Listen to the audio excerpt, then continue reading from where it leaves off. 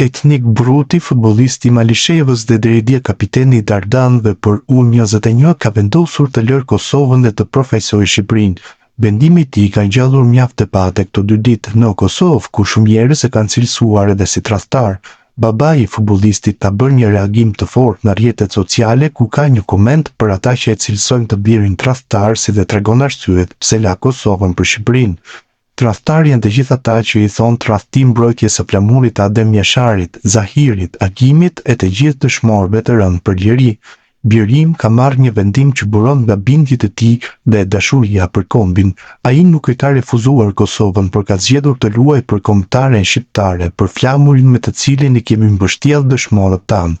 Kjo nuk është tradhti, por besnikëri ndaj idealit për të cilin kemi luftuar. Të gjithë ata që sot i gjykojnë duhet ta dinë se askush nuk mund të na japë leksione për atë dashuri dhe sakrificë për Kosovën.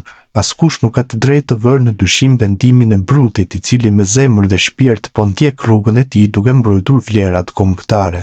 Për ne, Kosova dhe Shqipëria nuk ndahen, sepse jemi një komb, një gjak dhe një histori. Thuhet në reagimin e Besnik Brutit i atij etnikut.